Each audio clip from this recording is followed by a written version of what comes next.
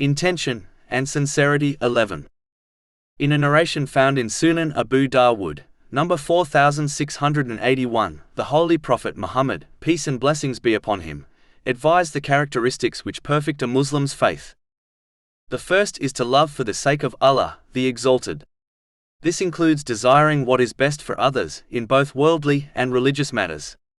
This must be practically shown through one's actions, meaning supporting others financially, emotionally and physically within one's means.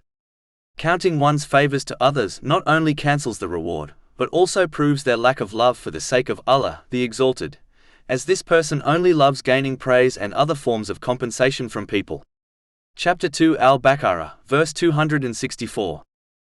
O you who have believed, do not invalidate your charities with reminders of it or injury. Any type of negative feelings towards others over worldly reasons, such as envy, contradicts loving others for the sake of Allah, the Exalted, and must be avoided. This noble quality includes loving for others what one loves for themselves, through actions not just words. This is an aspect of being a true believer, according to a narration found in Jami'a at-Tirmidhi, number 2515. Finally, loving for the sake of Allah, the Exalted, includes loving the things Allah, the Exalted, loves, such as the Holy Quran and the traditions of the Holy Prophet Muhammad, peace and blessings be upon him. This love must be practically shown by learning and acting on these two sources of guidance, and attaching oneself to the other things beloved to Allah, the Exalted, such as righteous deeds and the mosques. The next characteristic mentioned in the main narration under discussion is to hate for the sake of Allah, the Exalted. This means one should dislike the things Allah, the Exalted, dislikes, such as his disobedience. It is important to note, this does not mean one should hate others, as people can sincerely repent to Allah, the Exalted. Instead, a Muslim should dislike the sin itself, which is proven by them avoiding it, and warning others against it also. Muslims should continue to advise others instead of breaking ties with them, as this act of kindness may well cause them to sincerely repent. This includes not disliking things based on one's own feelings, such as an action which is lawful. Finally, the proof of one disliking for the sake of Allah, the Exalted, is that when they show their dislike through their words and actions, it will never be in a way which contradicts the teachings of Islam. Meaning, their dislike for something will never cause them to commit a sin, as this would prove that their dislike for something is for their own sake. The next characteristic mentioned in the main narration under discussion is giving for the sake of Allah, the Exalted. This refers to every blessing one can give to others, such as physical and emotional support, not just wealth. When one gives, they will do so according to the teachings of Islam, meaning in matters pleasing to Allah, the Exalted, such as giving sincere advice. In fact, this is an aspect of being sincere to others which has been commanded in a narration found in Sunan an-Nasai, number 4204. It includes giving and sharing these blessings with others without counting one's favors, as this proves they gave in order to receive something from others. Chapter 76 Al-Insan, verse 9. Saying, we feed you only for the face, i.e. approval of Allah.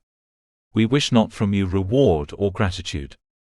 The final characteristic mentioned in the main narration under discussion is withholding for the sake of Allah, the Exalted. This includes withholding the blessings one possesses, such as wealth, from others, in matters which are displeasing to Allah, the Exalted. This Muslim will not observe who is requesting something from them, instead they only assess the reason behind the request. If the reason contradicts the teachings of Islam, they will withhold the blessing, and not take part in the activity. Chapter 5 Al-Ma'idah, verse 2. And cooperate in righteousness and piety, but do not cooperate in sin and aggression. This includes withholding one's speech and actions in matters which are not pleasing to Allah, the Exalted, such as backbiting or manifesting one's anger. This Muslim will not speak and act according to their desires, and only proceed in a situation when it pleases Allah, the Exalted, otherwise, they will withhold and refrain from proceeding forward. To conclude, adopting these characteristics leads to perfection of faith, as they are based on one's emotions and are therefore extremely difficult to control. This control is best achieved when one obtains certainty of faith. This is achieved when one learns an ACTS on Islamic knowledge. Certainty of faith helps to direct one's intention, focus and actions to Allah, the Exalted, at all times. This will aid one in controlling the four aspects mentioned in the main narration. In addition, whoever is blessed with controlling them will find fulfilling the other duties of Islam easier.